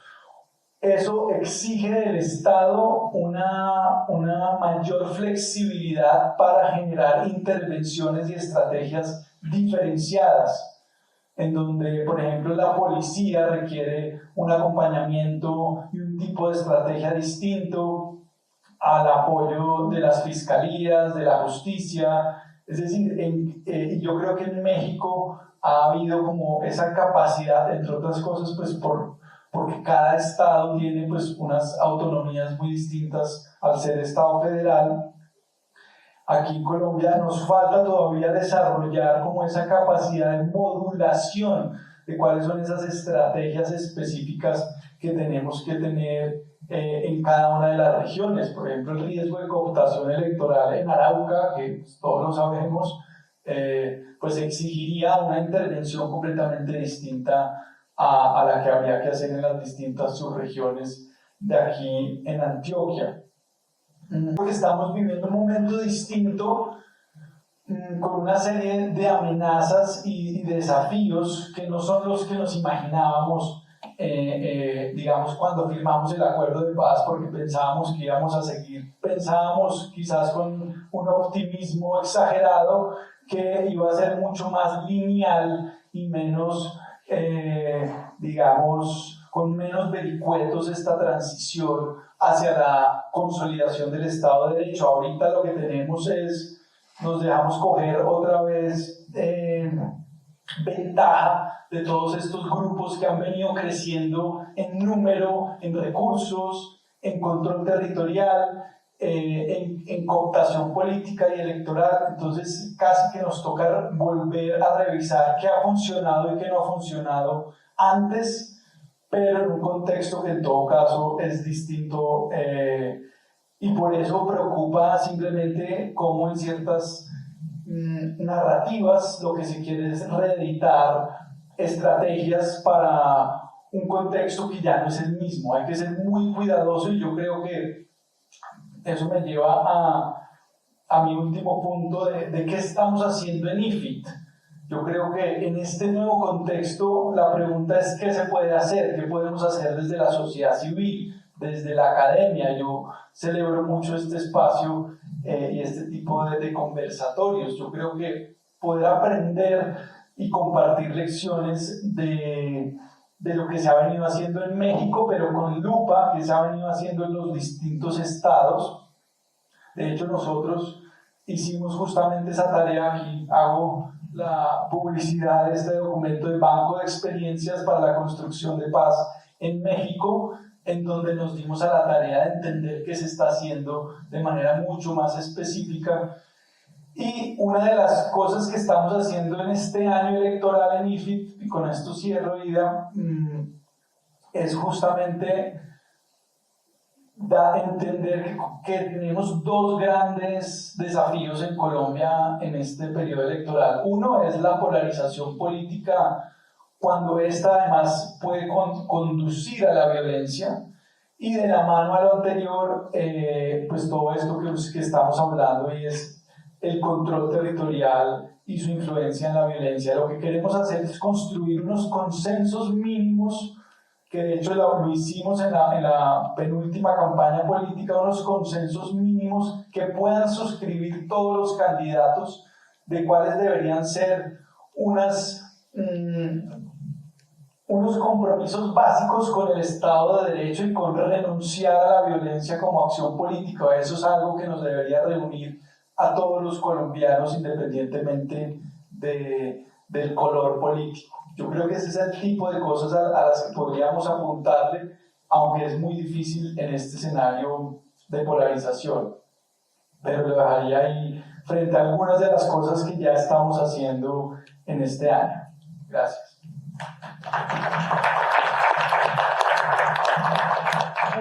Muchísimas gracias, Andrés. Y sí, justamente desde IFIT agradecemos mucho estos espacios comparados que nos permiten un poco analizar de manera central algunas cuestiones que ya sucedieron en este caso en el país y que pueden ayudar a mitigar, ¿no?, algunos efectos institucionales en contextos de violencia político-criminal. Gracias, Andrés, justo como por entender qué es lo que se busca llegar nosotros como organización de la sociedad civil, qué es lo que nosotros buscamos hacer de cara a los próximos comicios colombianos, pero sobre todo que nos permita obtener estas experiencias que tiene el Instituto Nacional Electoral, los institutos electorales locales, y que permita ampliar esas distintas iniciativas, cuestiones, y que nutran el trabajo que, bueno, países ahora como los de Colombia se van a enfrentar nuevamente. Entonces, nos quedan todavía unos minutos de esta sesión. Yo invitaría a las personas que me acompañan en este panel que tal vez pudiéramos cerrar cada uno con reflexiones finales, si les parece bien, 5 minutos, para que después de ello las personas que tengan alguna pregunta o algún comentario puedan utilizar ese tiempo. Entonces, lo hacemos en el mismo orden que empezamos. Amalia, por favor.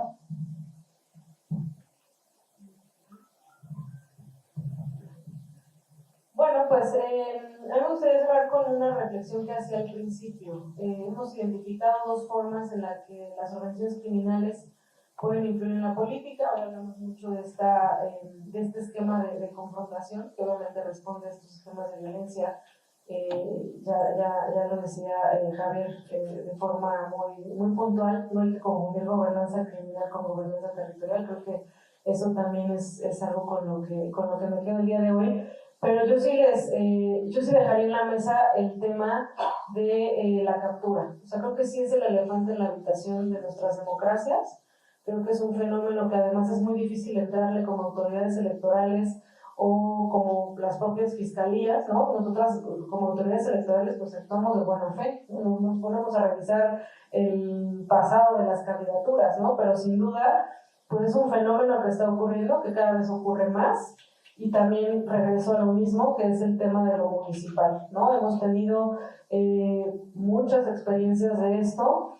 A mí me gusta siempre contextualizar con un caso en Guerrero, de un candidato que lo postulan y el candidato era cantante de narcocorridos, ¿no? Pero sin embargo el partido no hizo nada, lo postula como candidato y gana la candidatura, se convierte en presidente municipal.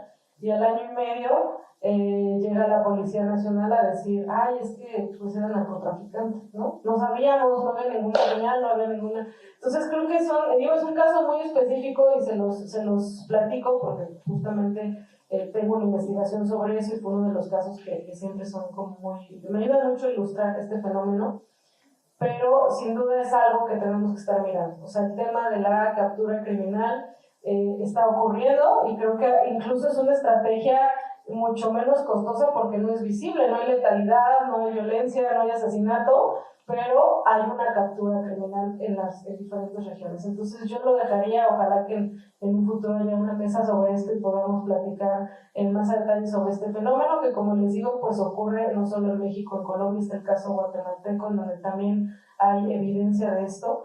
En el caso de muchos otros países de la región, desafortunadamente, incluso en otras latitudes, ¿no? Tenemos el caso, por ejemplo, de Japón, también ocurría sobre todo en el Poder Judicial. Entonces creo que esto nos debería de llevar a otro tipo de reflexiones y también de estrategias para pensar juntas y juntos cómo ir mitigando este riesgo. Muchas gracias.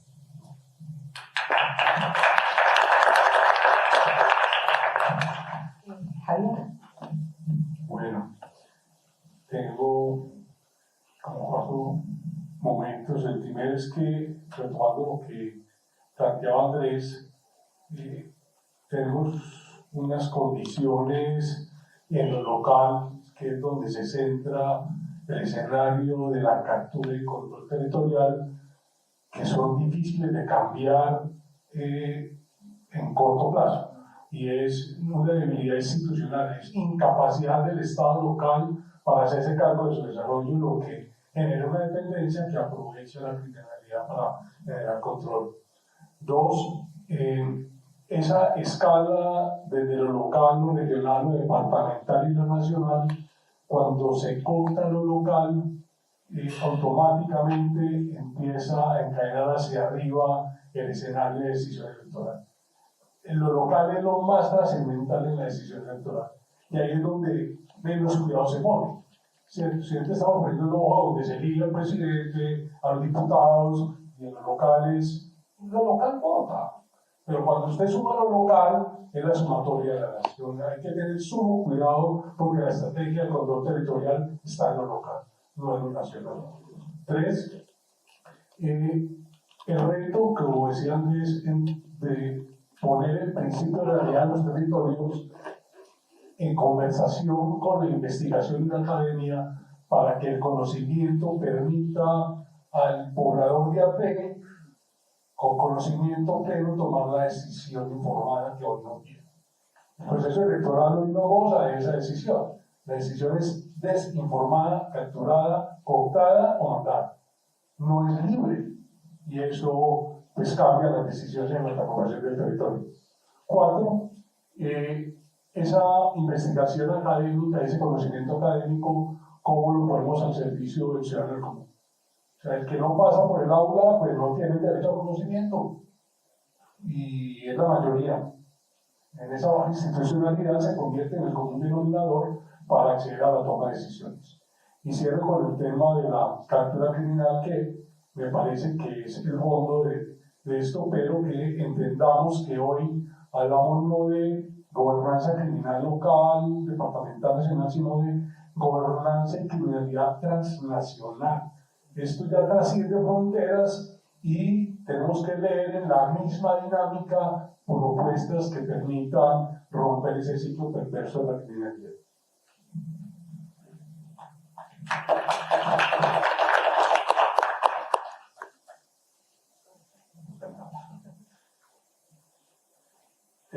Creo que sí que debemos hablar, ilustrado, podemos sacar algunas conclusiones sobre los impactos que la violencia con fines políticos, y sobre todo hablando de violencia organizada, crimen organizado, que son organizaciones que desafían al Estado y muchas veces lo hacen con eficacia.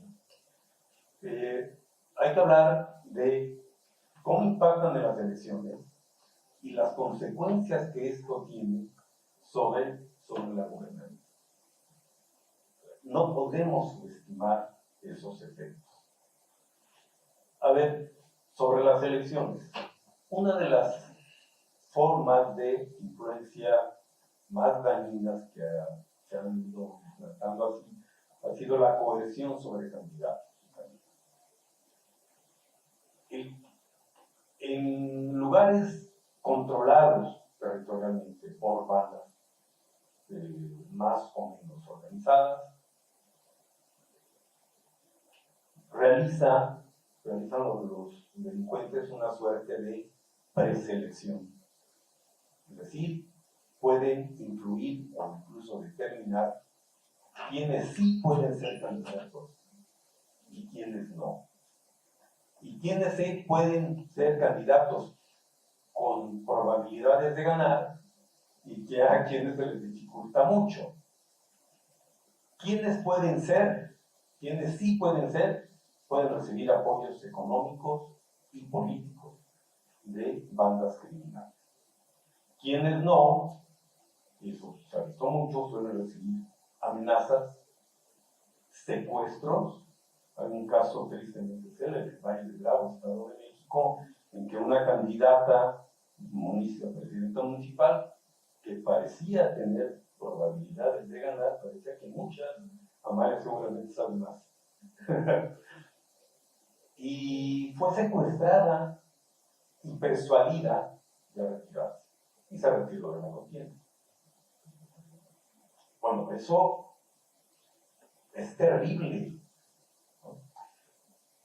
Y luego también, creo que hasta ahora en menor grado, acción directa sobre votantes, sobre todo en zonas apartadas que pueden controlar la sección electoral, la mesa de votación, e inhiben con presencia, quizás en México decimos acarrean a votantes con amenazas o argumentos que no se pueden rehusar, o afectan, por ejemplo, la vigilancia de las elecciones.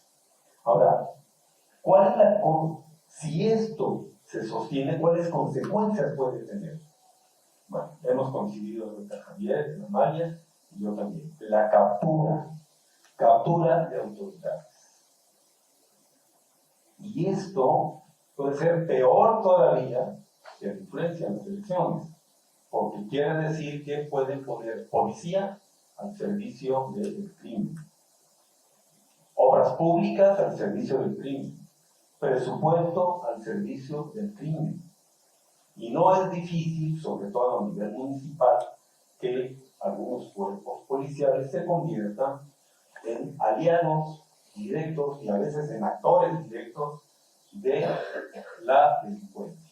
Es decir, un cuerpo del Estado armado para defender a la sociedad de la delincuencia se convierte en un órgano, una organización de delincuentes. Es frecuente que una banda organizada tome un gobierno municipal y le diga: mira, tú gobierna como quieras, pero solo me dejas nombrar al director de seguridad pública, al director de obras públicas y de preferencia también al tesorero. Bueno, con eso el gobierno como tal ya está sometido, captura completa. Y hay indicios o pruebas de que la captura puede darse no solo a nivel municipal ni de municipios pequeños. Eso se da mucho más fácilmente, pero hay también casos de influencia, llamémoslo así, a niveles estatales y eventualmente hasta nacionales. ¿Cómo lo hacen los criminales? Bueno, hay una frase terrible que se volvió popular en México, no creo que sea exclusiva, que es plata o plomo. Es decir, los criminales se acercan al político, al gobernante o al futuro gobernante y le ofrecen el dilema, es decir, le ponen el dilema de plata, es decir, te ayudamos, o plomo, ya saben lo que significa. Y eso coloca a las autoridades, no solo del nivel municipal, ante una suerte de tres destinos posibles cuando tiene una amenaza tan irrehusable como es la plata o el plomo. La omisión, es decir, soy gobierno pero miro hacia otra parte. Mejor no hago nada porque soy mucho peor. La sumisión, no solo no hace nada, sino obedece. O la colusión. Y hay que decir que estas tres formas de captura no son necesariamente excluyentes, pueden darse una forma de combinación. Omisión, sumisión o colusión. Y eso se va imponiendo como una forma alternativa de, entre comillas, de estar, o denominación estatal. Y estas son formas más o menos activas de convertir a órganos del Estado en entidades funcionales para el crimen organizado. Por último, ¿qué hacer? A ver, Amalia nos habló hace un rato de lo que se ha hecho desde autoridades electorales. Pero hay que reconocer, y en el INE se han hecho las mesas de seguridad y solicitudes de protección especial a candidatos, a quienes están políticamente expuestos, a quienes son amenazados, etc. Pero hay que reconocer que las autoridades electorales, como tales, pueden hacer muy poco. ¿Sí? Deben hacer mucho, debemos hacer mucho, pero lo que hagamos es inevitablemente muy poco frente a un desafío tan poderoso, tan ominoso y a veces tan presente como el crimen organizado.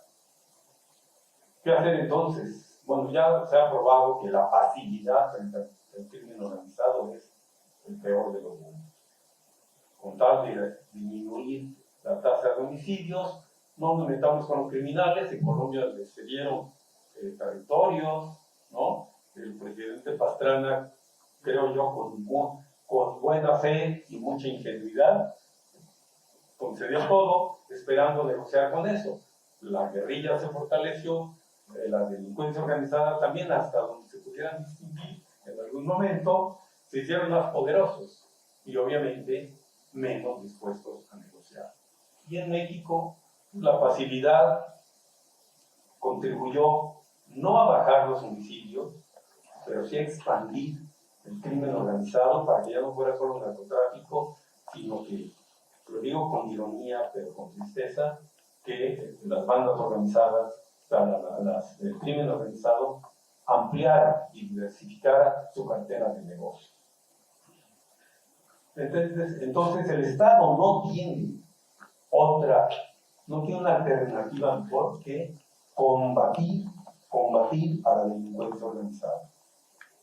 Y al mismo tiempo hacerlo dentro de la Constitución, sin atropellar derechos humanos, sin militarizar al Estado y la sociedad.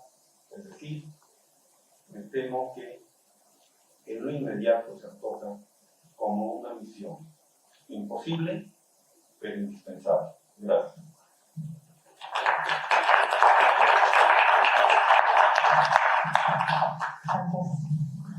Gracias. Yo quería terminar con dos reflexiones. La primera es cómo podemos convertir esta crisis de control territorial, criminal y su incidencia en las elecciones en una oportunidad. Yo creo que en ambos países, nuestras sociedades que han sufrido tanta violencia, en ciertas coyunturas críticas, de manera extraordinaria, hemos logrado construir consensos políticos ante amenazas tan fuertes. Yo creo que ahí hay una pregunta y es cómo esta crisis de estos controles territoriales criminales podría volverse objeto de un gran consenso político.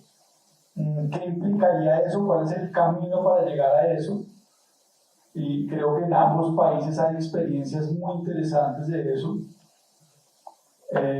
Y mi otra reflexión es también dar cuenta de las fortalezas institucionales y de la sociedad civil que tenemos. Hay unos acervos, unos acumulados.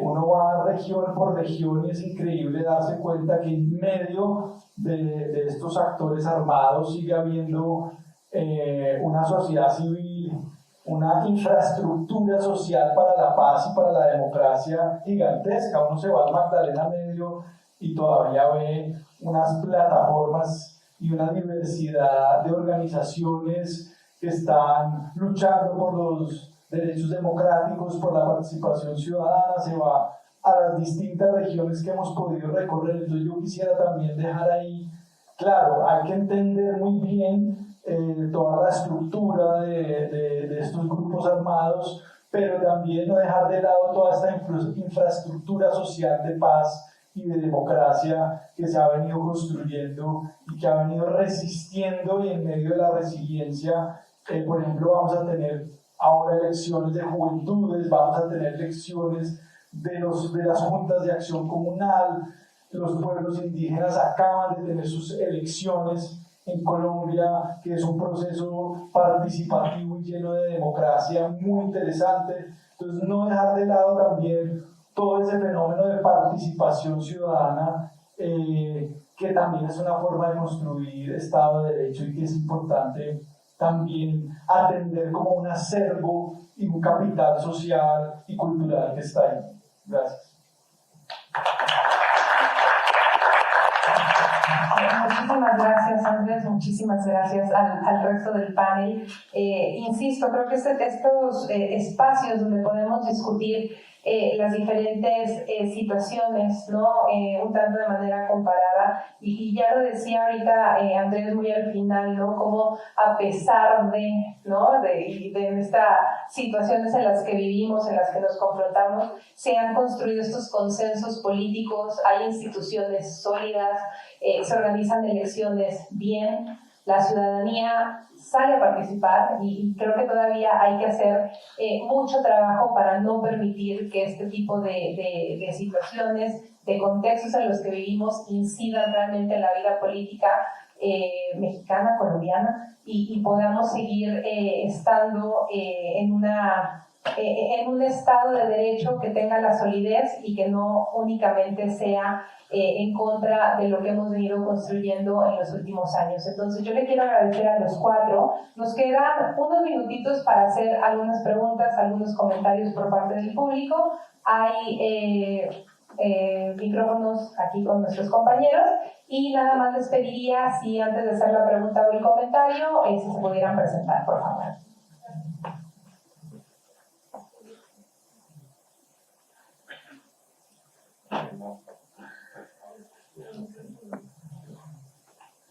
Buenas noches, servidor Alfredo Sáenz, profesor de la Universidad de Guanajuato, México. Primeramente quisiera felicitar a todos los panelistas porque han despertado muchas inquietudes y también muchas preguntas, más preguntas que respuestas. Han coincidido en la captura de nuestras instituciones y particularmente desde el ámbito de lo local. Yo quisiera simple y sencillamente plantear un cuestionamiento para todos, en este sentido, si es que se coincide. Sabemos que la delincuencia organizada no es exclusiva de lo local, es decir, del municipio o de la célula básica por excelencia. Está también en los estados o en lo subnacional, pero también está en los estados, es decir, en las naciones. Y desde esa perspectiva, mi pregunta y reflexión para los panelistas es la siguiente. Si estamos preparados nosotros para poder establecer estrategias, no solamente políticas públicas,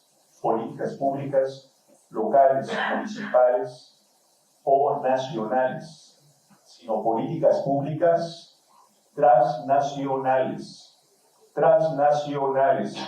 en virtud justamente de lo que comentaba uno de los panelistas. El problema de la delincuencia organizada ha trascendido las fronteras, ha trascendido las naciones, y hoy por hoy las redes que ellos tienen no son exclusivas de una nación, no son exclusivas de un municipio, no son exclusivas de un estado. Y en elección, los países que hoy, en este caso, estamos reflexionando en este Congreso Internacional, hemos planteado políticas de acompañamiento, proyectos, donde podamos establecer políticas transnacionales a través de convenios de gobierno a gobierno para hacerle frente a esta red que trasciende las fronteras. Y si es así, ¿cuáles son las perspectivas para poder tener éxito y poderlas confrontar? Esa sería la pregunta y esa es la reflexión. Reitero mis felicitaciones y me siento muy congratulado con todas las participaciones y propuestas que ustedes han vertido. Enhorabuena. Muchas gracias. Gracias, Alfredo. ¿Alguien más? Sí, buenas tardes. Mi nombre es Héctor Díaz Santana, de México.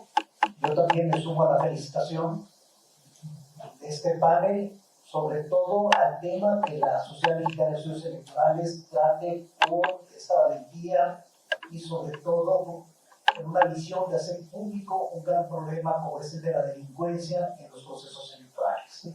A ver, yo coincido con el consejero Rivera. El tema de la delincuencia no es una responsabilidad de las autoridades electorales. Eso poco pueden hacer. Es un tema de Estado. La delincuencia organizada está asociada no al tema electoral, puede ser un tema totalmente transversal y en algunas localidades del pueblo que ustedes mencionan hay que reconocer que existe un Estado fallido.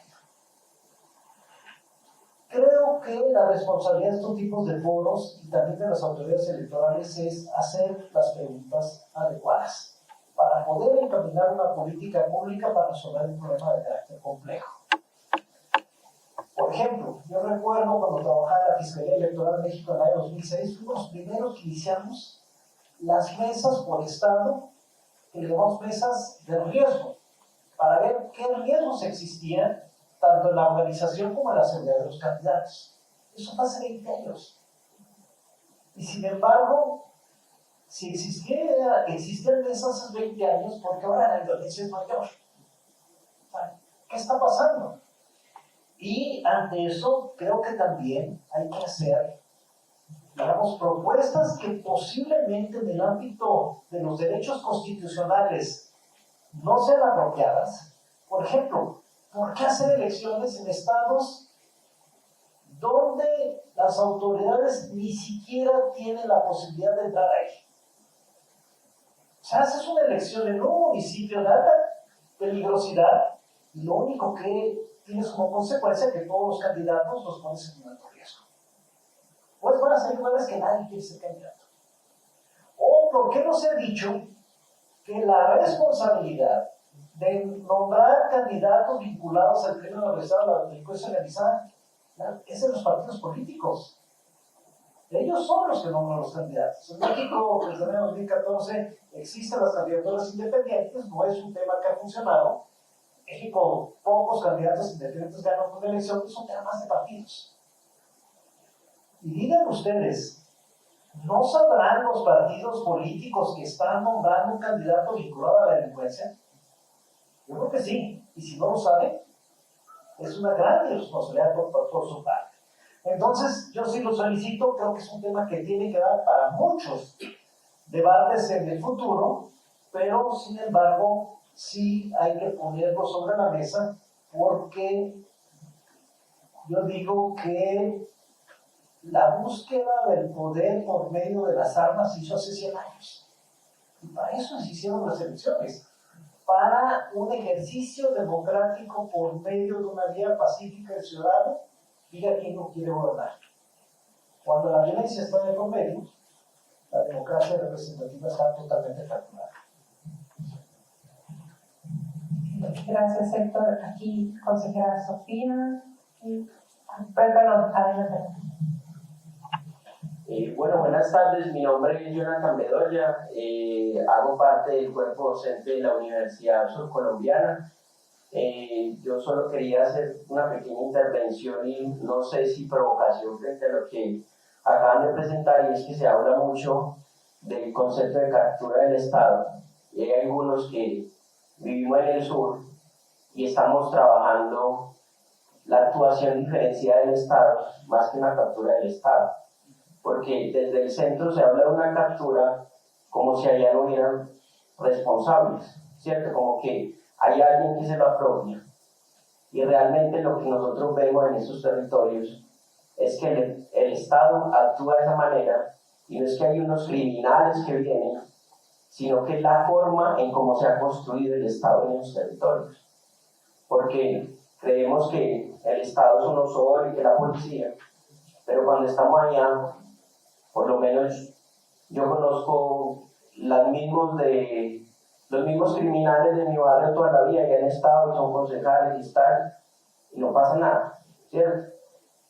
Y las autoridades electorales no sucede ningún problema. Entonces es un poco, ¿cómo es esa más que hablar de la captura, es como hay una actuación diferenciada del Estado, porque nosotros todavía seguimos creyendo que el Estado es nacional y nosotros, por ejemplo, en el caso colombiano, pues somos un país de regiones, como lo hablaba ahorita el otro compañero, y es justamente cómo se hace la política en esos territorios. Por ejemplo, en el Caquetá tenemos un caso de un político que está hoy condenado por algo que se llama en Colombia parapolítica, unión de políticos con paramilitares, pero ahorita también lo acaban de condenar este año por vínculos con las FARC política. Entonces esos elementos que empezamos a mirar como esa actuación diferencial del Estado hasta allá, ¿cierto? Y la gente diría, no, es que se unen con uno, no, ¿cierto? El Estado funciona de maneras distintas como las que nosotros vemos a nivel nacional. Muchas gracias.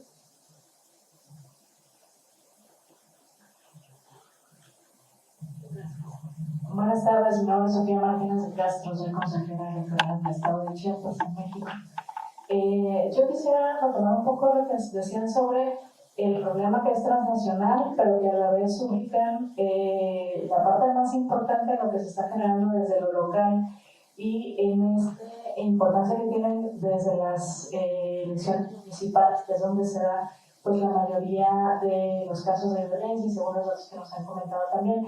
En ese sentido, yo quisiera preguntar, si bien no es una atribución claramente de las autoridades electorales de, como decir, consejero, todo lo que se haga pareciera poco, ¿qué es lo que sucede fuera de los procesos electorales que nos está llevando a que al llegar al proceso electoral, esas son las candidaturas, esos son los contextos que se plantean? Y en ese sentido me parece que si las condiciones en las que cada uno de los municipios, que con sus propios conflictos históricos, con sus problemáticas territoriales y demás, se enfrentan a esta erupción del crimen organizado, llegan a los procesos electorales en estas condiciones, es muy difícil que no se den pues, estos casos de las candidaturas que están vinculadas al crimen organizado y toda esta serie de cosas que se han planteado aquí. Entonces, un poco la pregunta es, en estos tiempos en los que quizá no estamos todavía en proceso electoral como el caso de México o en este inter, ¿qué es lo que ven ustedes que se pudiera estar trabajando a fin de no vincular solamente con lo que sucede en la elección, sino lo que se está viviendo de manera cotidiana con esta elección en el ejercicio del poder que va sembrando estas condiciones, estos contextos en los municipios, en las comunidades en los que la violencia pues, se instala y en los que la democracia no es ya la prioridad y no es muchas veces el camino que se ve como más conveniente, ¿no? Y no es en muchos casos lo más importante, es decir, si hay que salvaguardar la seguridad, lo que menos nos interesa es votar o incluso que haya elección en esas condiciones, ¿no? Muchas gracias.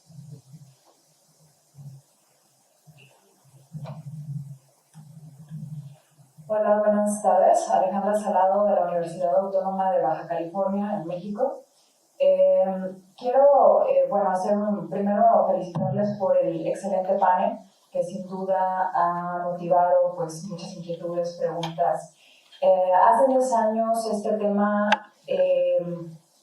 era un tema que no se discutía tanto en la academia y en la ciencia política. Incluso lo empecé a trabajar desde mi investigación en 2014 y el tema es ¿por qué quieres hablar de violencia y elecciones? ¿No? La violencia, sobre todo la del crimen organizado, no se da en los contextos electorales. Y ahí voy porque justo lo que mencionaba el consejero Jaime, obviamente las autoridades electorales están muy limitadas en términos de este problema o de este fenómeno. Sin embargo, también considero, y a partir de la excelente exposición de Amalia, que estos trabajos y este proyecto justamente que encabezó Sandra Ley, Guillermo Trejo y todos quienes participaron, ha puesto, digamos, en evidencia, nos ha mostrado datos de precisamente el gran problema que tenemos y que desafortunadamente hoy en día, justamente en este Congreso, estamos hablando del mismo, pero creo que ya llevamos años y simplemente ya no lo pudimos ignorar. Me preocupa un poco por el tema de si este es un fenómeno reciente y si nos quedamos también en esta pasividad en términos de las instituciones electorales, de si no nos compete, pero también llevamos años que el tema de la violencia se ha de alguna manera minimizado, pero además de eso sí un poco ocultado en términos de hay muchas evidencias, digamos, funcionarios electorales que tenían que pagar cuota para trabajar en ciertos espacios del país, temas que ha habido de violencia justamente contra los votantes o contra, obviamente, las candidaturas desde hace años, y entendemos que son casos que podrían parecer en algunos lugares aislados y que obviamente también si los comunicas puedes generar una especie de, ¿no?, digamos, de una percepción de una violencia generalizada que también como autoridades tienen ese temor, ¿no?, de mostrar estos datos.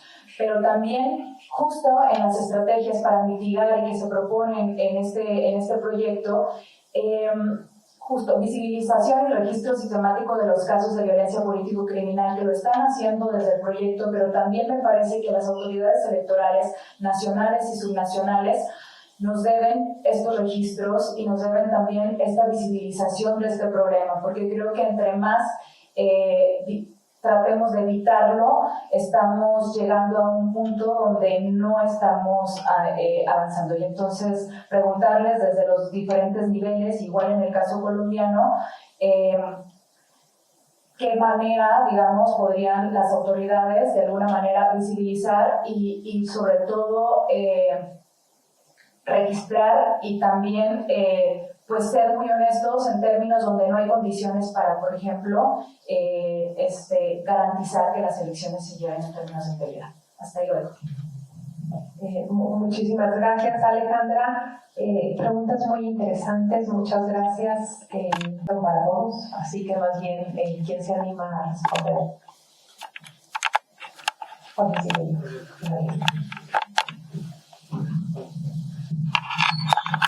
Pero ninguna de las preguntas y comentarios han sido fáciles, ¿eh?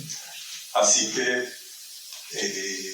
yo empezaré por decir algo que no satisfaría a nadie, es que no sé, pero voy a intentar reflexionar con ustedes ante dudas que en cierto modo son difíciles, muy difíciles de resolver. A ver, una de ellas ¿es válido hacer elecciones en territorios dominados por el crimen organizado?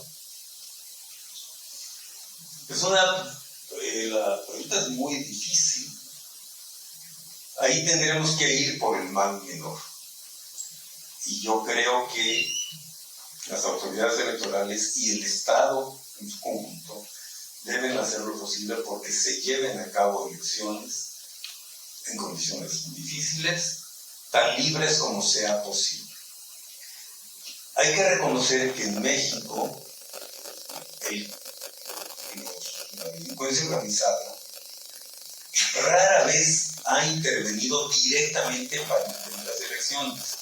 Por ejemplo, en México se despliegan decenas de miles de capacitadores electorales que van con lluvia, con sol, desierto, cruzando ríos más grandes que el río Medellín, y tratan de llegar a los ciudadanos, convencerlos a que participen en las mesas de votación y llevan el material electoral para que la elección se pueda hacer. Y a pesar de ese panorama sombrío que hemos dado todos, hay que decir que en la inmensa mayoría de los casos, y no hablo de una mayoría de 60, 70%, no. En casi todos los casos, las mesas de votación se instalan y en casi todos los casos, la jornada electoral transcurre, concluye y produce resultados. ¿Qué hacer entonces? Claro, con toda razón se dudará de la libertad y autenticidad de esa votación. Pero ¿con qué perderíamos más? ¿Cancelando elecciones ante riesgos de violencia o haciendo elecciones a pesar de las amenazas de violencia? Lo primero tendría un efecto perverso, muy dañino, porque entonces bastaría, pues como alguien dice, una llamada telefónica y una bomba en tal teatro y todo el mundo se sabe. Bueno, si se facilitara ese incentivo perverso, creo que estaremos sepultando la actividad esencial de una democracia electoral. Sin embargo, tiene razón, no podemos cerrar los ojos. Y paso a la siguiente pregunta. ¿Debemos visibilizar la violencia, las amenazas, los riesgos que rodean a nuestras elecciones? Se antoja que sí, y debo confesar que hace varios años yo me desesperaba un poco, me exasperaba, mejor dicho, con algunas autoridades electorales que decían, a ver, sí, hay amenazas, hay rumores, pero no pasa nada, la elección sí. Ya como autoridad electoral he tenido que reconocer que eso, que es malo, tiene una alternativa peor. Publicitarlo, porque inhibiría la participación ciudadana y, repito, se convertiría en un incentivo perverso para quienes quieren dominar con la violencia o quienes quieren que no haya elecciones democráticas. Como ven, les dejo más dudas que respuestas.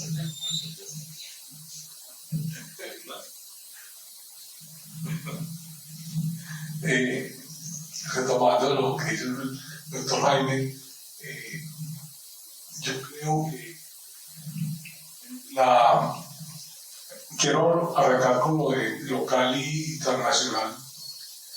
Si estamos preparados para dimensionar una política que permita actuar a nivel transnacional y tocar lo local como el escenario, el punto de partida de transformación de territorio, que como decía el profesor, no es solamente el municipio, la región, el departamento, la nación y las naciones en términos de la organización criminal, es que ya no son multinacionales del crimen con las que estamos trabajando, multinacionales del crimen. Y en ese escenario van más adelante que nosotros. Son más innovadores y más creativos que la inercia que tiene el Estado para definir cómo atender realidades de transformación. Entonces, digamos que si tomáramos el escenario por analogía del modelo empresarial con el modelo de la empresa criminal, ellos están trabajando en los modelos de localidad, actuar localmente, incidir globalmente. Ese es el modelo, ¿cierto? Y la capacidad de incidir globalmente genera los recursos para incidir y transformar y afectar localmente donde no se nos antoja, no tenemos la capacidad local para darle la atención que requiere la elección local. Entonces, ese espacio entre lo local y lo global queda con un vacío que no tiene la atención necesaria para poder definir cambios transformacionales reales. Y lo otro, en términos que tocabas tú, es que esos conflictos, ese escenario que se viene, son muchos años de conflictos en los territorios y uno podría tener dos escenarios. Uno donde el actor criminal, la organización criminal, a partir de actos de violencia, terrorismo, cooptación, captura, secuestro, boleteo, extorsión, da al traste o hace una elección amañada por falta de presencia del gobierno en ese territorio. Pero puedes encontrar otro donde no pasa absolutamente nada, todo transcurre normalmente y hay control sobre ese territorio. O sea, la expresión de la violencia no implica ni demuestra que se esté controlando el territorio, se esté controlando el territorio. Con o sin ella puede pasar. ¿Cómo hacer lectura de ambas cosas? Porque el territorio tiene una particularidad y es que es dinámico. Comunica y transforma. O sea, lo local comunica en lo local. Hay las asociaciones de municipios, las asociaciones de regiones, eso empieza a tener vasos comunicantes y va generando sinergias que van transformando el territorio. Se copia lo bueno, pero también se copia lo otro y genera unas complejidades territoriales que van para el común de la gente convirtiéndose en el día a día, parecen normales, que no son normales, pero se aceptan y aceptar eso se va convirtiendo como no hay nada a pasar, hay que dejar que pase, ¿cierto? Y esa no es la ruta. Y vuelvo a lo que empezaba, es que parece lo más simple, pero es lo más complejo. Y es cultura y educación son los elementos transformadores ciudadanos. Sin una ciudadanía con capacidad para tomar decisiones informadas, es difícil transformar cualquier realidad. Ahí es donde hay que invertir. Y son procesos de mediano y largo plazo. Y queremos que las transformaciones se hagan porque pensamos o porque definimos una política.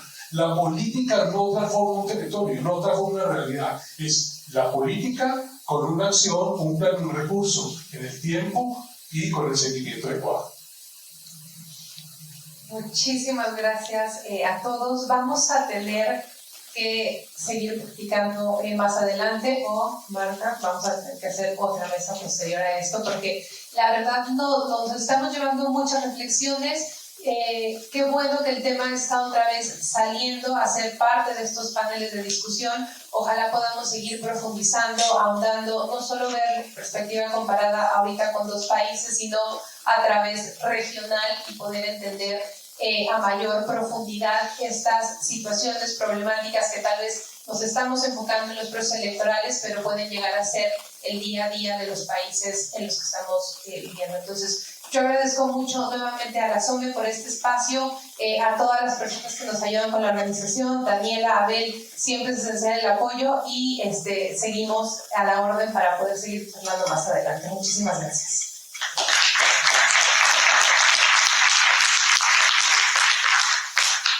A todos y a todas los presentes, a nombre de la SOME les agradecemos su asistencia a este evento y les invitamos al brindis a nombre de la asociación en las instalaciones de la Casa del Egresado. Muchísimas gracias y los esperamos en el brindis. Gracias.